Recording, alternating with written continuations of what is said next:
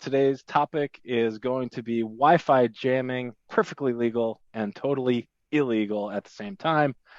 Lee Badman, one of our most popular hosts, joined us again this week to talk through this topic.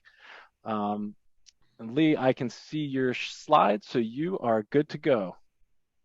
All righty. Well, thank you, Don and Jim and Eric in the background. Great to see you guys. Been a while since I've seen Don, but it's wonderful to be here again. So thank you for having me. And thank you for everybody who's out there watching and listening and hopefully discussing at the end. And on that, I'm going to move fairly quickly because I'm thinking that there's going to be interest in talking about this at the end. So you're going to see a lot of words, but I certainly don't expect anybody to read them all. You'll see what I mean as we get going. Yeah, Wi-Fi jamming. It's a paradox in my mind right now. The topic is, and the legality, etc. About me, the only reason I'm going to dwell on this one for just a minute, I want you to look at the second bullet, electronic warfare. It was my Air Force career. That's going to come into play in just a second. And then also one of the books I've written, Haiti, Shanghai. I know that Heather was in Haiti. When I went to Haiti several years ago, I basically got beat on with a bunch of rocks. I got caught in a protest. Out of that, I got a titanium tooth among other souvenirs. And in that book called Haiti, Shanghai, I fictionalized my time down there because I was really having nightmares and stuff years later, and I kind of took command of the situation, wrote a fairly positive story out of my happenings, and now I sleep better at night for what it's worth. So I'm glad Heather enjoyed Haiti. That makes one of us. But let's get to today's topic. Jamming in the 802.11 realm. Again, I promised you that electronic warfare would surface. Again, 10 years in the military for me, a big part of my adult life. This is a broad framework representing different, whatever you want to call it, facets of electronic warfare. I'm going to walk you straight down the middle. My particular experience was in the electronic countermeasures field. So we can ignore the left and the right. And then we go down to this notion of active, passive. Real quick on the passive side, I have no idea what chemical is in this context, but I know mechanical is where you find things like chaff and flare to confuse incoming missiles, and chaff, you can do different things to radar. So that's kind of the mechanical side of it. But what I want to point out to you is under this broad heading of electronic warfare, jamming and deception. So, Jim's trivia question, jamming, it's an RF function. So what we're talking about really goes well beyond just Wi-Fi. And just, for what it's worth, I think it's worth pointing it out. Deception, so jamming is just basically, blasting a bunch of noise, if you will, and screwing up the frequency range and making life tough for the people trying to use it. Deception is tricking the system, whatever the system is you're tricking, into thinking something else is going on, beyond what their reality should be if you weren't playing your games. Kind of sounds similar to what we do when we do DAuth stuff. So we are, in fact, deceiving clients and rogue APs into hopefully, going away and ceasing functionality. So I find it to be an interesting parallel and analogy, and hopefully you do too. Boil it down, we're basically denying the enemy the use of the electromagnetic spectrum. I think that was one of the first things I ever learned about electronic warfare. And it stuck with me because when we talk about, rogue containment, well, the enemy is, even though it sounds grandiose and dramatic, the enemy in this context is basically, people that we don't want interfering with our network. So we kind of are in the, under the broad heading of electronic warfare without even realizing it. And again, just, trying to be kind of lighthearted, but at the same time, paint the picture of where we are in the grand scheme. Wi-Fi is part of a bigger electronic story, and trying to just mark us on that story before we begin. So we are talking about rogue containment and, deauth, as Jim mentioned, and all things that go along with it. And as I mentioned, I'm gonna purposefully try to move along pretty quick because there's a lot of ground to cover, and I do want to make sure we have time to talk at the end. But basically, we're talking about using the wireless infrastructure to basically, I'm being polite when I say impede. We're trying to make life miserable for those who, for whatever reason, we don't want to stay operational in our wireless environment. And there's a lot of reasons for that. Some might be arguably viable and a good idea. Others might just be, you being foolish about, well, it's my airspace. I control it. And we'll talk about the merits of both of those as we go. And the last statement there, jamming, again, can be jamming as the FCC ends up framing it, as we'll see. Can be RF based, just that blasting of noise and signal, or it can be frame based with the deauth flooding and that sort of thing. As a reminder, when we talk about Wi-Fi, it's all unlicensed. It falls under the FCC's regulations for what they refer to as Part 15. There's all kinds of parts, there's all kinds of sections from different regulations, and I'm just, I am keeping it brief and simple. But that Part 15 becomes pretty important because if you are operating under Part 15, the words that you're seeing on the screen, these are the FCC's own regulatory verbiage. So take you to B, the bold print, interference must be accepted that may be caused by operation of an authorized radio station. That's saying anybody who's licensed can ruin our day. There's nothing we can do about it. By another intentional or unintentional radiator or industrial scientific ISM equipment, or by an incidental radiator. There's more to this to back up what I'm about to say, but I'm going to say, when you are in Part 15, and I am in Part 15, we can interfere with each other all day long, and it's perfectly legal by the way Part 15 is written. We have to accept each other's interference, period. That's going to be an important point to remember.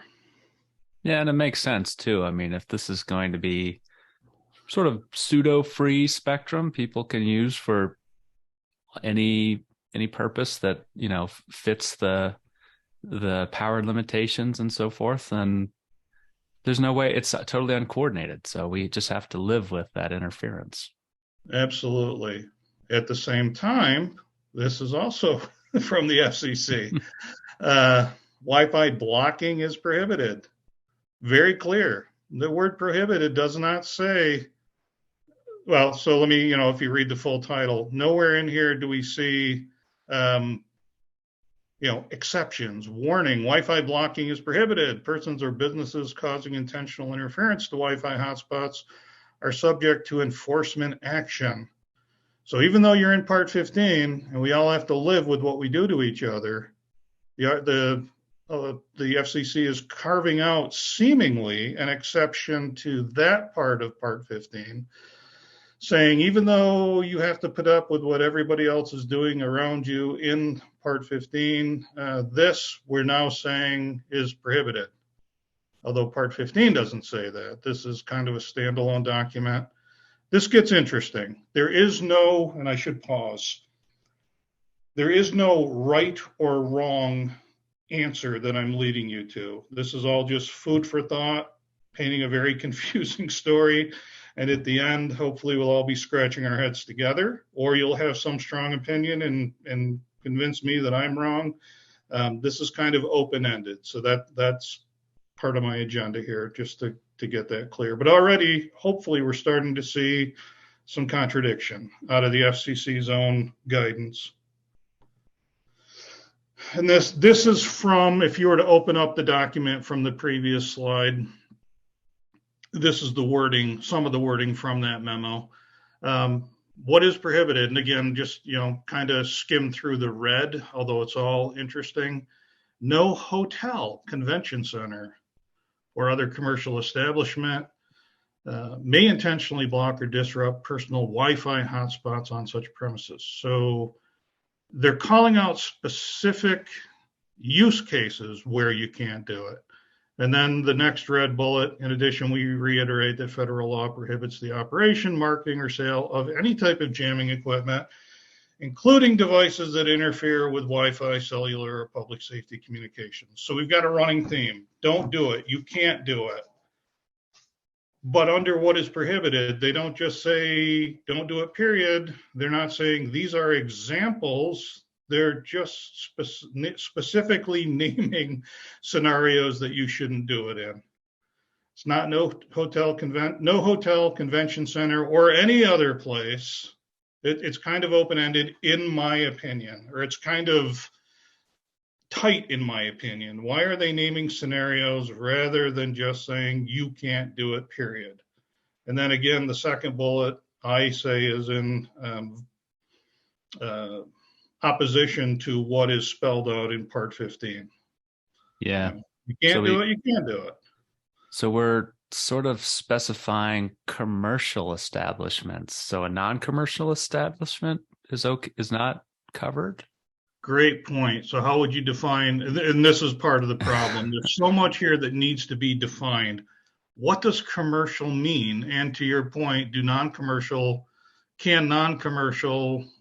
jam contain that? And what is the basis for sort of singling out commercial establishments? That there's nothing in the regulations that in Part 15 or Section 333 that seems to lead us down that. So where did that even come from? It's confusing. Yeah, it's from that memo, but yeah, what backs it up is a great question. So, kind of being a wise guy here, does it clear it up for you? For me, it absolutely does not. You can find all of this stuff for yourself on the FCC's website. You can get lost in it. I am pretty cynical. I was in the military for over a decade, and then I was also a deputy mayor for a small town for another decade. And I still do a fair amount of work with the government in different capacities. So to me, this is all just typical bureaucratic, ill thought out, discontinuity, garbage verbiage that we deserve better for. But let me put that criticism of the government away and move us along. We're told, don't do it. You can't do it. Look at this memo that says you can't do it. But here we have one of the leading wireless vendors, very conveniently, where the red arrow is saying, hey, go ahead, contain this rogue. We'll automatically pick the number of APs for you, or you can decide up to 4 APs will contain it. We're giving you the tool. We've sold you the tool. We've marketed you the tool. It's a good thing. Here's another leading wireless vendor, also giving you the same option. You can terminate the rogue with a click of a button. Go send some deauths and get this guy out of your hair. One of these two vendors, this is their wording, we provide the ability to terminate as a security measure for your own network. Just go press the terminate button. It's that simple. It's the easy button for rogues. But if we go back to the FCC, there are no exemptions. This is, again, from their jammer enforcement specific stuff. Anything, you can read it off yourself, and I don't want to just read you slides because I know that's boring. But you cannot intentionally block, jam, or interfere with authorized radio communications because that's a violation of federal law. There are no exemptions. Would you all agree that Wi-Fi is authorized radio communication? Well, I would say so. And you also, the second red line, it's Also unlawful to advertise, sell, distribute, import, or otherwise market jamming devices to consumers in the U.S. You can go elsewhere on the FCC's website and find a list of everybody they've busted in the last X number of years for selling jammers. And it's all kinds of stuff. Sometimes it's purposeful jammers. Sometimes it is radio equipment that works out of its certified specs. Just poorly controlled filtering or purposeful, working around what the spec is, whatever. They bust everybody they find. Go ahead, Jim. Test equipment and signal generators that are perfectly harmless, and you can buy from the biggest retailer in the world, and somebody's apparently asleep at the wheel as to the radio regulations that this stuff is supposed to comply with. Yeah. And again, there are no exemptions, but evidently there are when it comes to the wireless vendors. So let me take you to something that happened in 2016, and I'm, going to make this brief, but the Marriott Hotel in, what was it, Nashville? I think it was Nashville. Do you know, Jim, where this was? It is. Yep, the Gaylord. Okay, so the Marriott in Nashville. Yeah. Yep, there was some convention going on, some event. People did not want to pay to use the guest wireless, which Marriott was charging, and I guess they were charging a pretty good penny. So people were popping up their own, and Marriott was using that tool I showed you a couple of slides back with their Cisco infrastructure, and they were containing. It's a tool that they felt they had at their disposal. They're on their own premises. They think it's their environment to contain because I can see why they would think that. It's a tool that is sold, and the FCC blocks jammers. They didn't block this. We must be able to use it. And I'm being silly and, minimizing it down to a, kind of a lame argument, but you can see where I'm coming from, hopefully. Yeah, I think that's a very common thought is this is my Wi-Fi network. It's on my property or my organization's private property, and I control what happens in the Wi-Fi in the RF here. That's Absolutely. Not true. And the FCC, as a result of that, levied a big old fine. And it wasn't just the Marriott. Around the same time, they went after a few different convention centers, and there was one other business that got dinged pretty good. These are huge fines, 6 or 7 figure fines. But when the Marriott fine was levied, one thing that was really fascinating, if you dug into the weeds, at the time, one of the FCC commissioners, and there's only 5, there's the chairman and then 4 other commissioners. One of the commissioners at the time was a fellow named Ajit Pai. You might recognize the name because he did eventually go on to be the commissioner himself. And he also got himself in some hot water with his thoughts on net neutrality. So if you're thinking the name looks familiar, Ajit Pai was reviled for the whole net neutrality thing by a lot of people. But before that, I really found his dissent about the Marriott decision pretty fascinating. And you can find this. It's real easy to find. Look up Ajit Pai dissent Marriott. You'll find exactly what he said. And these are all extracted from his dissent. Before the FCC can enforce rules, the rules must exist. That's why I believe the FCC should adopt rules that limit Wi-Fi blocking. And I'm skipping down to where it's only the red. FCC should provide guidance, but instead of doing so, commission leadership made it abundantly clear that such guidance would not be forthcoming because the commission dropped the ball earlier this year for whatever that went on. We don't have any rules that limit Wi-Fi blocking. This is one of the people running the FCC saying, we're about to hit this company for $718,000 based on rules that he didn't feel existed. And his arguments, if you read them, are really fascinating. They're really researched. And I at the time, I thought they made the FCC look like buffoons, kind of. But here's a little more from him. And again, this is all from the Ajit Pai dissent. So just real quick, I mentioned Part 15. There's another part of the regulatory framework, this Section 333. There's just not enough time to get into what falls under what, but the bottom line is where it's underlined. He reminds us that Part 15 devices cannot cause harmful interference to another Part 15 device. We can step on each other all day long the way the rules are written. That's not illegal because that's the way it's written.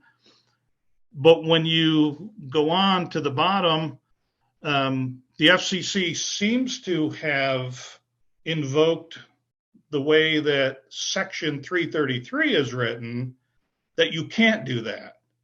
But Section 333 doesn't cover Wi-Fi. Part 15 does. And up here, right after footnote 7, the Commission's attempt to apply Section 333 to interference between Part 15 devices fails as a matter of law. I'm not a lawyer. I just find his reasoning and the parts of the regulatory framework that he invokes to be very fascinating, because it does feel, as I pointed out at the bottom, that the FCC is mixing and matching what regulations they're applying to Wi-Fi devices to try to grind their axe and fine people. I mean, that's just the way it seems to me, based on my own research and at least the thoughts of one FCC commissioner at the time. Cisco even weighed in on it back then. And again, this was cited in Ajit Pai's thoughts at the time. Cisco said, it can't be that a Part 15 device, which is what Wi-Fi is both unprotected against interference from other Part 15 devices and protected under Section 333. It can't be both. Pick one or the other. Move Wi-Fi over to Section 333 if this is the argument you want to use, but it can't be in both. It's not written that way. And that, again, to me, it's just utterly fascinating, the regulatory stuff. Yeah. So yeah, I was just going to say it is fascinating. It's definitely contradictory, and there's no distinction between RF jamming and protocol level, layer 2 jamming or interference, or however you want to term it. And FCC really needs to be more specific there, and more clear. What specifically is allowed and what isn't, and how does this jive with the regulations, that the law that exists. Yeah, absolutely. There's a little more on that I'll say here too, but you're right where I am too, Jim. And I am interested if other people disagree, and why. So hopefully we get time to chat about that. Excuse me. So, I'm saying the confusion runs deep, and I boil it down to the following. They're saying don't do it, period. They're also saying don't do it in specific situations for specific reasons. Like if you read some of the documentation, you cannot do it just to make people have to use your Wi-Fi that you're charging for. They say that specifically, as opposed to just saying don't do it. Why are they being very specific and being very broad? It just, that alone is confusing. As I mentioned, they seem to be picking and choosing which regulations to apply to Part 15 as justification for the fines. They're calling blocking is now jamming. The use of deauth frames has been elevated and equivocated, if that's even a word, made synonymous to what we think of as RF blasting, when it comes to jamming. The FCC has equated those two terms to be the same thing. You're disrupting Wi-Fi, whether it be with RF jamming or whether it be with deauth jamming, jammers are illegal. At the same time, they are approving not only the sale, but the aggressive marketing of wireless products that by their own definitions are jammers. This is all over the place. Yeah, it is all over the place. You kind of see them creating this new thing, Wi-Fi blocking, kind of understanding, oh, this is kind of like a protocol interaction. We're not actually stepping on each other's signals. But then there's always a paragraph about RF jamming and how that's illegal. Kind of making the same case. It feels like bad lawyering to me. It's we'll try to lump this stuff together and hope nobody notices that it doesn't really fit together in a narrative. But if to the non-technical, we can probably get away with it. To the technical people, they're going to eat our lunch. But until somebody takes us to court and it goes all the way to the Supreme Court and gets picked apart by really good lawyers hiring really good witnesses, it's probably never going to be, really hashed out. And who's gonna do that? Who's gonna go broke fighting them in court? I don't know. It's crazy. But my question here, is the FCC looking the other way for the wireless vendors, but going after those vendors' customers? It kind of feels like it to me. They let Cisco sell that system to the Marriott. They let that system exist. Those systems still exist. Everybody's selling them. Everybody has deauth tools. When I say everybody, commercial WLAN vendors, the people that we all see at field day, and the people that we all see in RFP responses, the big players all have rogue containment. If they don't, it would probably be a ding on the RFP because everybody's looking for it. So it's marketed, it's sold, but you can't use it because the FCC said there's no exemptions. RF or Wi-Fi blocking, you can't do. I mean, they seem to say you cannot do it, but these guys can sell it. So you can buy something that is a jammer that you can't use. All other jammers we restrict. None of it makes any sense. It makes zero sense whatsoever. If my first bullet there, if there is regulatory nuance that explains when it's okay to use these tools and when it's not, I have yet to see it. I've yet to see it in print. The third bullet down there, I have heard people I very much respect in the Wi-Fi community offer up arguments like, well, if you can prove it's on your network, you can block it. Okay, where is that written? Well, that's the way it's always been. Where is that written? That's how it is. Where is it written? Where is the authority that lets that happen? And that argument tends to kind of taper off, and two people get hacked off at each other because they don't see eye to eye. If it exists, I'd love to see it. Somebody share where the FCC says you can do it and under these conditions and these circumstances, because I haven't seen it yet. I don't know if you have, Jim. No, definitely not.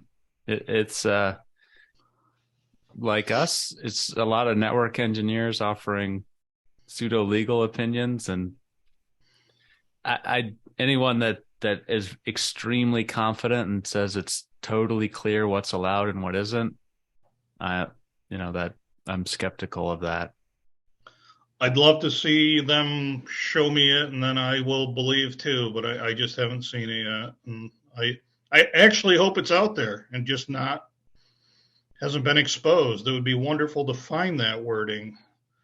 Anyhow, so my take after all of this mess that we're talking about, Mr. Pai was absolutely right on the nose. It's a mess that needs to be cleaned up.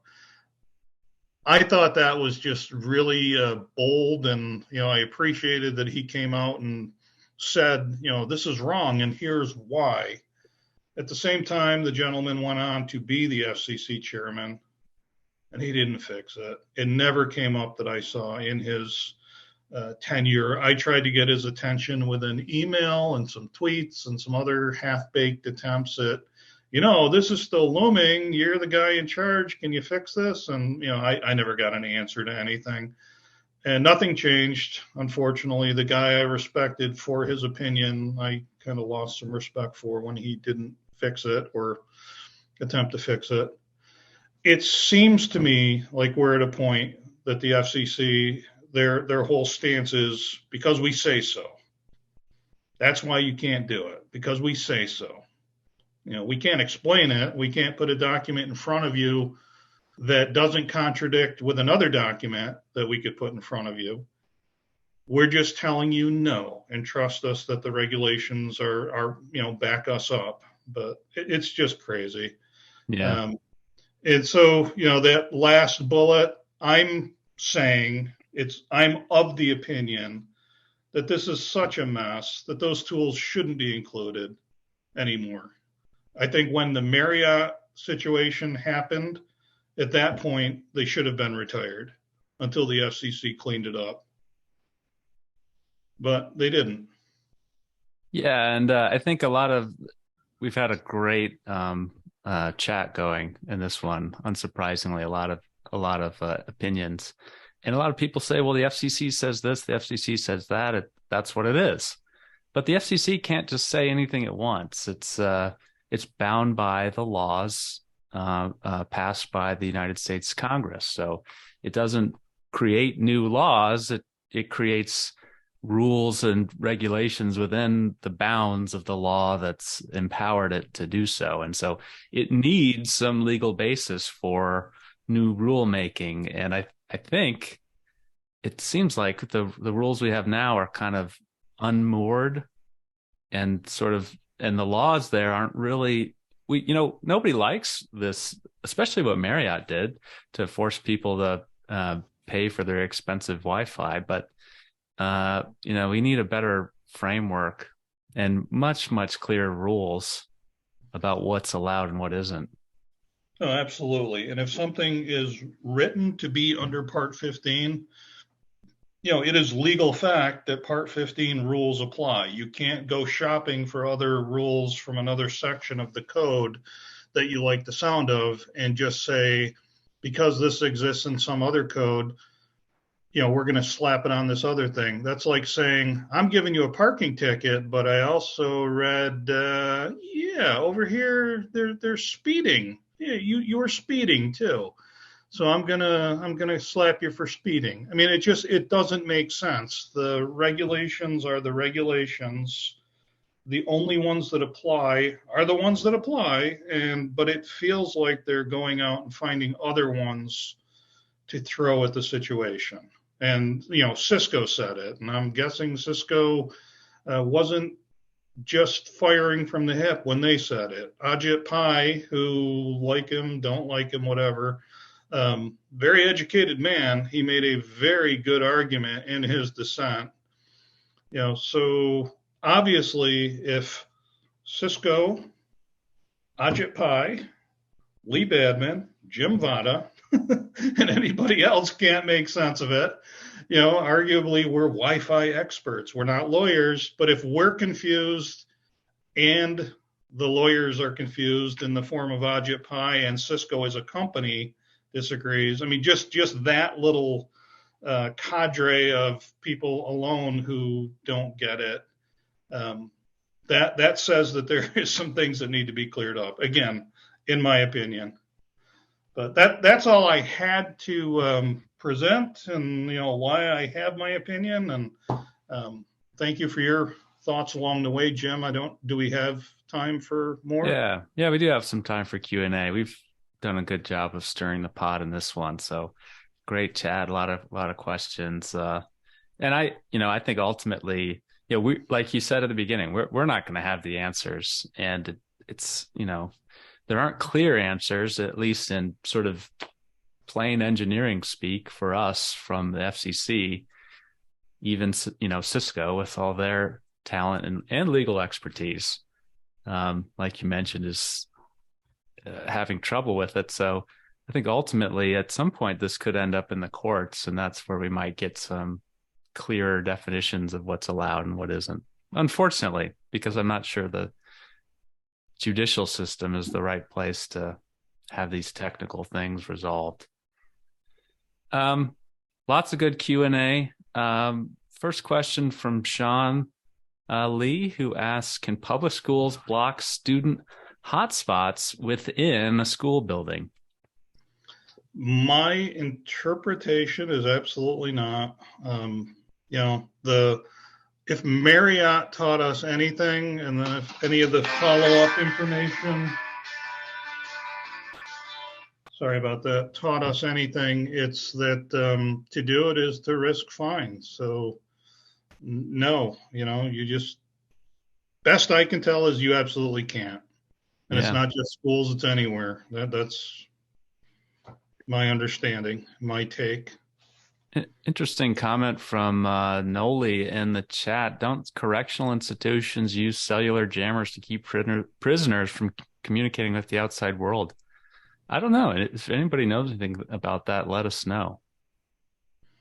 Yeah, I will say that when you get into government, the regulations, the FCC type stuff applies to the actual rules thing applies mostly to the private sector. Government and military and all that can have their own set of what guides them, and it kind of makes sense. So like I know that in the drone realm, I can't just go out and deploy my own radar to keep drones from flying over my house.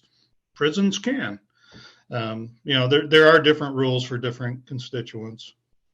Yeah, and certainly different domains. We've exclusively talked about the U.S. and FCC, and those are very specific rules to what's allowed here. In other countries, it could be totally different. Question from Nick about containment deauth capabilities look like a gray area. But what about devices like the Wi-Fi Pineapple? And I would say, my take is all this stuff, like, the testing equipment and stuff you can buy on eBay. This is just all under the radar. I would be surprised if FCC was aware that some of these things are out there on the market at all, to be honest. I don't know. What's your take, Lee? Yeah, I would agree. I mean, you can paint it up pretty and say that it's a pen testing tool, but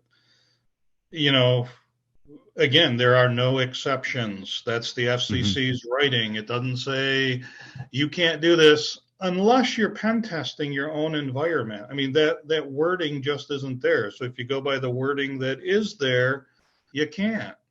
But at the same time, like you said, the FCC, not only are they probably unaware, but their enforcement, they used to have offices all over the country. That is consistently shrinking. Their enforcement agent force. And that impacts everything from this sort of thing to, illegal FM broadcasts going on in, cities where people pop up their own radio station. And, the things that are being enforced is dwindling. But at the same time, if a tree falls in the woods, did it make a noise kind of thing? You still, reality is still reality. The law is the law, whether it's enforced or it's not enforced. And the law seems to say you can't do it, period, even though everybody is buying and selling things that let you do it, including the pineapples. And I have 4 pineapples. So, I mean, I'm very familiar with them. Yeah. And it's all very thought-provoking and really weird.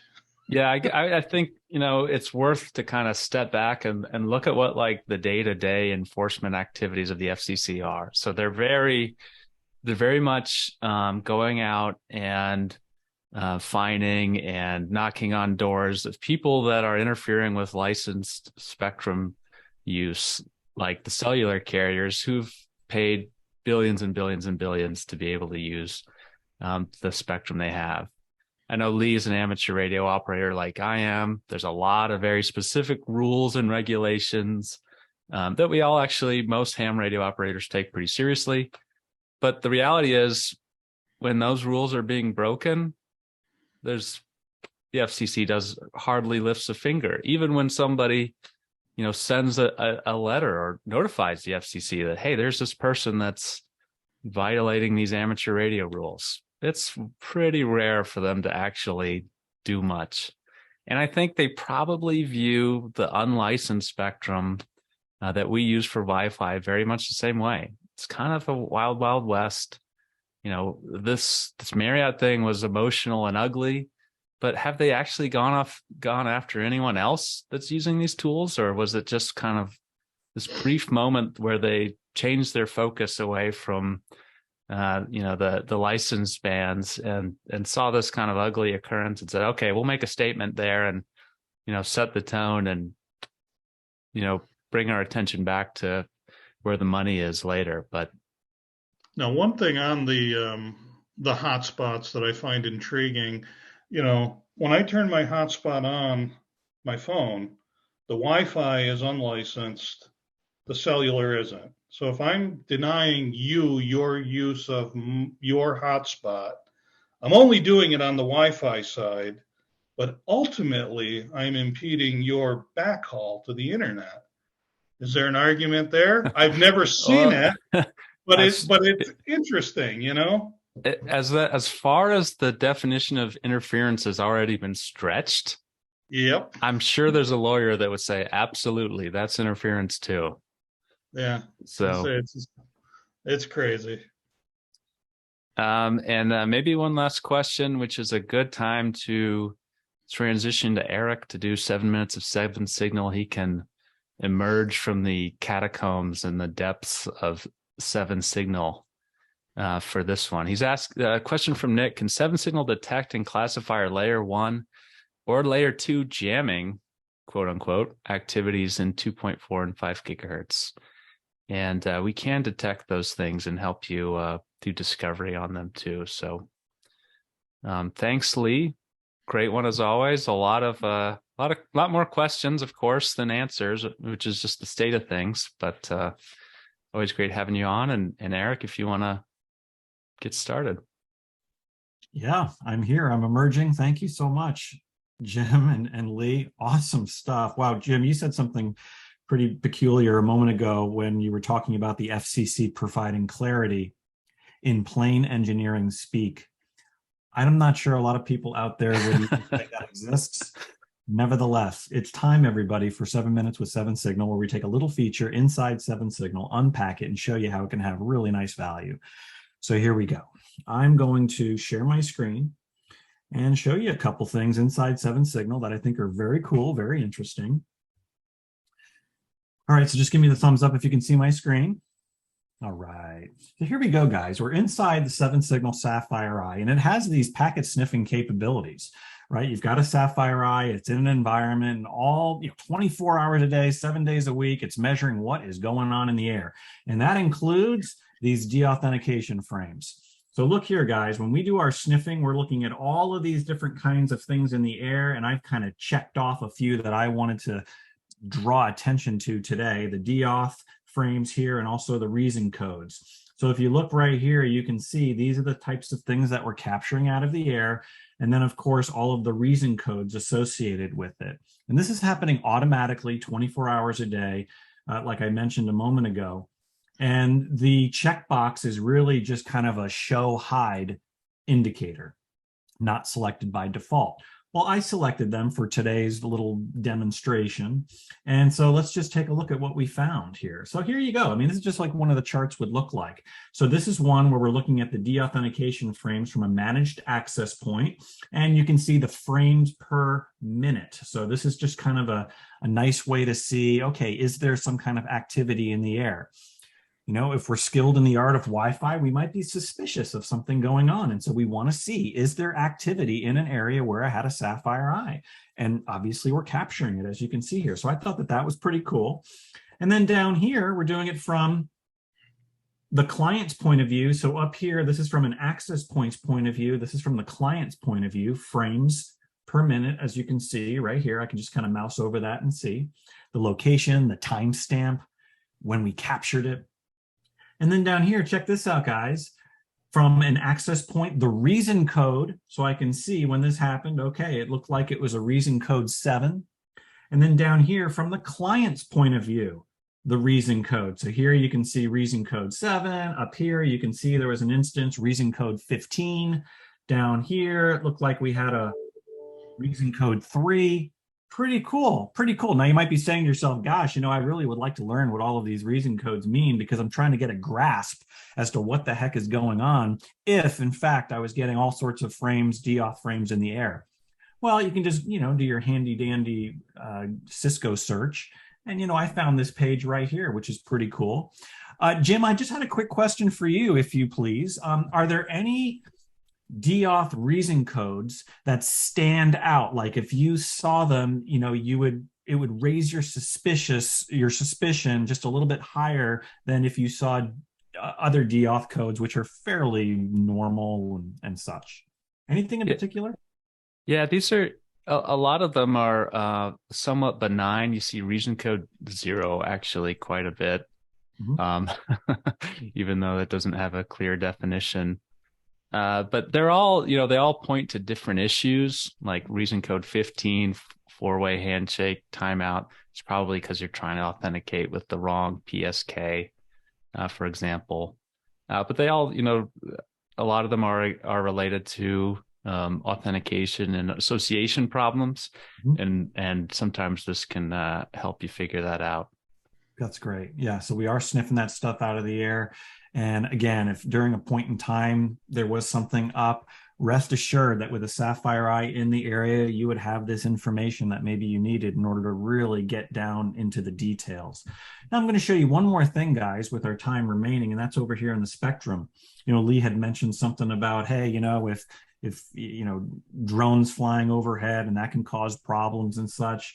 It just so happens that our spectrum analyzer that's inside every single Sapphire Eye does have the ability to pick up this kind of external interference that's not 802.11. And we're looking at some of that right now. If you guys are familiar, this is a waterfall chart that I ran for an entire week. Okay, we're just continually running a spectral graph wherever a Sapphire Eye is. You can see this really odd interference over here on kind of like channel 165. This looks really nasty. Not what you would typically see with these little slits, kind of coming down the channel here. The other thing I wanted to call your attention to was this right here. Okay, let me scroll up a little bit here. Hold on. There we go. Okay, so when I looked at this with folks that were on site, I said, wow, this looks really nasty. Can you please help me identify what this is? And you know what they said? They said, those are drones. And we actually used your system 7 signal in order to identify that, even though the manufacturer said that they wouldn't cause interference and they wouldn't be overlapping with channels that were important to us, the picture tells the real story. This is some pretty nasty stuff right here when the drone was flying overhead, causing this signature, which was, not what they were expecting. So what does this mean based upon what we learned today? It means that when we use 7 signal and we see that there's this interference, there's only 2 things that we can do, right? We can either remove it, and if we're not going to remove it because we're depending upon these drones in order to maybe deliver packages or whatever it might be, or do readings, or we avoid it. And that's it, guys. The law doesn't allow us to do much else. We can either eliminate it or we can, but if we need that system for whatever reason, then we use 7 signal to identify where that's taking place so that we can avoid it. So there you have it, guys. That's what I have for you today. Really appreciate today's session. And guys, I just want to remind you, we can't see or hear Wi-Fi, but 7 signal can. Thanks, everybody. And Jim, back to you. Thanks so much, Eric. And again, thanks a lot, Lee. Great topic, fun discussion, and it's been another good one. Yep. Thank you, everybody. Very interesting. Take care. All right. And thanks for everybody that showed up today. See you later. Bye-bye. Take care.